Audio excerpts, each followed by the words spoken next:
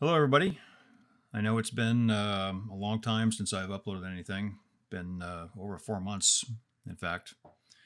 And I want to thank the people who've reached out to me both on this channel and over on Facebook, asking me what's going on, where I've been, how come I haven't uploaded in a while.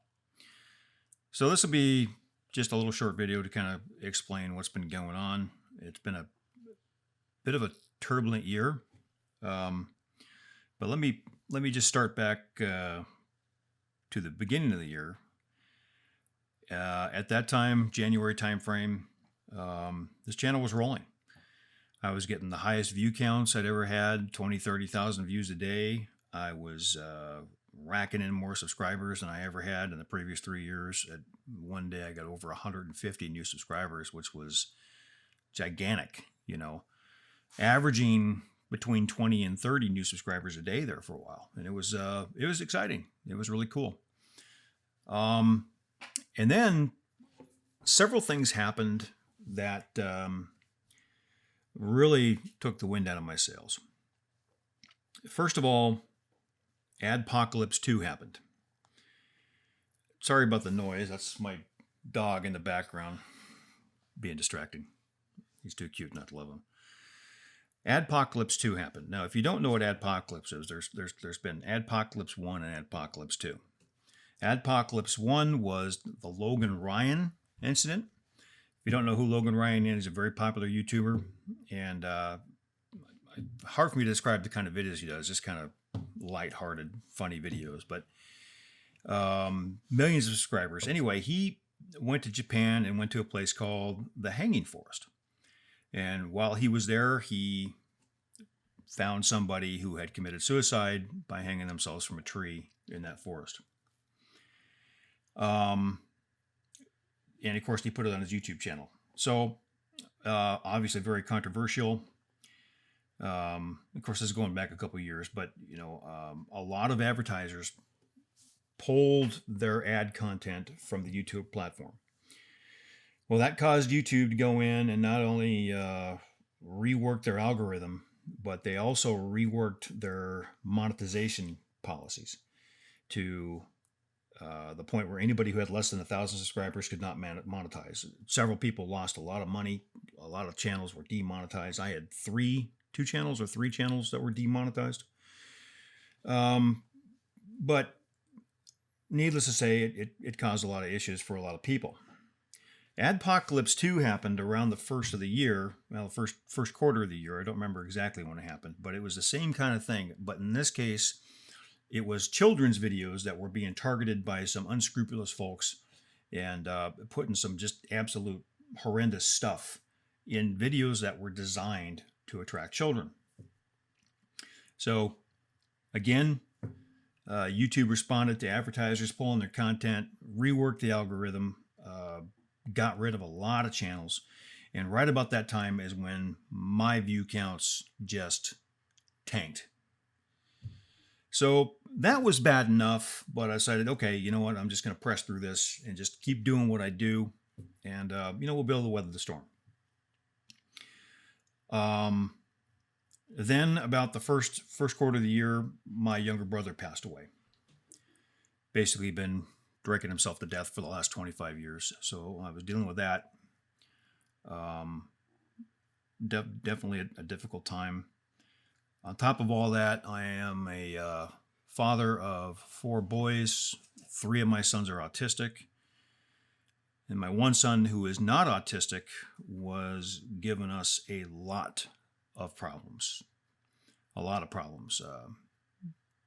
Problems with breaking the law, problems with causing all kinds of havoc around the house. So we were dealing with that. And then on top of all that, a little over 4 months ago, I got a channel strike, which I believe was not only wrong, undeserved, but in my opinion, I think it was illegal. There's not really nothing I can do to prove that, but that's just my feelings on it. Now, the video in question was called, originally called Ghost Ghost of Gettysburg. I forget the actual name of the original video. I'll put a link in the description. You go check it out. It's got 2 point some odd million views. Channel is a small channel. Basically showed a full-bodied apparition of a ghost walking in between a couple prop canyons at Gettysburg National Battlefield. In the video, I showed a small portion of the apparition, and then I proceeded to demonstrate how it was done, how it could easily be faked within 5 minutes. Now, at the time, I didn't put any blame onto the person who filed the takedown request. I figured, and I even said this in the video, this is just a small YouTuber. He probably isn't trying to pull any wool over anybody's eyes. He's just having a little bit of fun, right? And as a small YouTuber, he probably doesn't understand what fair use is. So I kind of held him harmless, and I took down the video, got the strike rescinded. Not a big deal. And I'll come back to that in a minute, but a lot of people want to know what fair use is, because I get some comments all the time about, who the hell are you to use other people's stuff? Well, myself, Bigfoot Tony, Para Breakdown, Thinker Thunker, and a lot of others out there, and a lot of channels, even outside of what I do, rely on something that's called fair use, and it's part of U.S. law. Basically, what fair use says is that persons such as myself, and I'm not going to do the whole spiel on what fair use is, but basically how it applies to me is that people like me, myself, Bigfoot Tony, and others can use portions of copyrighted material without permission for the purpose of parody, instruction, and other small little tidbits that allow it to be used by non-copyright holders. Now, I take great care to make absolutely sure that my videos are in compliance with this law. Title 17 of the U.S. Code, fair use. I take great pains to make sure. And it's really not that difficult. You just have to use a very small portion of the copyrighted material and make sure that it applies to Title 17 of the U.S. Code. And I believe 100% that video was, like all my videos, were 100% in compliance with U.S. law. However, because of Adpocalypse 2, and before that Adpocalypse 1, and recent developments in Europe, Europe has gone down the dark hole of pretty much making any copyright infringement for any use under any circumstances illegal. And I think YouTube has been kind of getting overly cautious about it. And I think because of all that, that's why I was issued the channel strike. Now, to put this into context, I've had one takedown request before. That was on the Wild Horse Lake video. And before they even contacted me, YouTube denied that takedown request.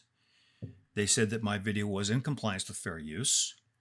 And when they emailed me and told me about it, they said they were even going to supply me with, $1 million in legal help if it went to court.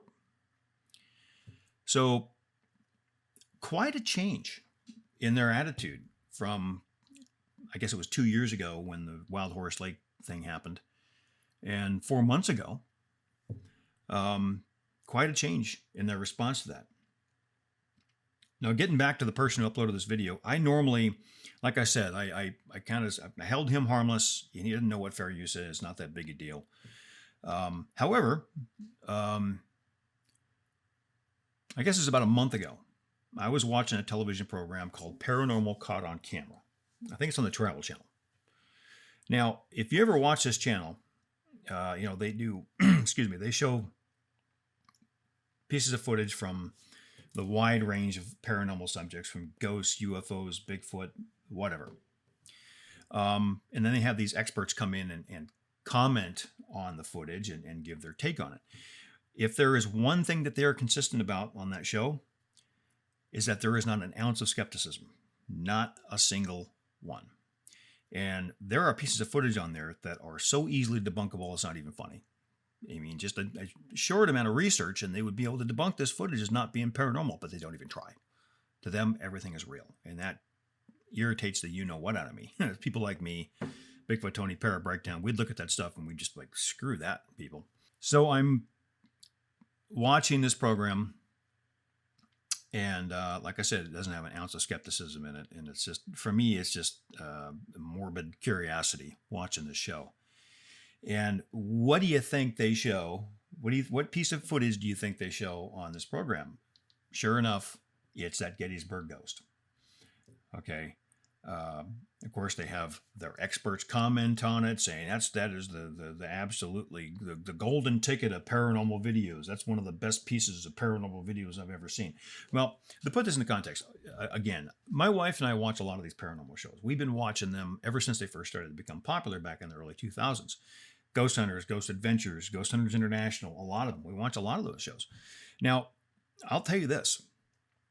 These professional ghost hunters who put themselves out there on live TV and, have a lot to lose if they show fake stuff. I honestly think that they do a pretty good job of being believable. There's been a few times I've seen on these shows where I thought, I don't know about that piece of footage, but whatever. These are professionals. This is what they do. That's all they do is they go and they hunt ghosts and look for footage and evidence of the paranormal. Not one time have they ever caught a piece of footage of a full-bodied apparition materializing and walking across a frame that distinct and that visible. Not a one time.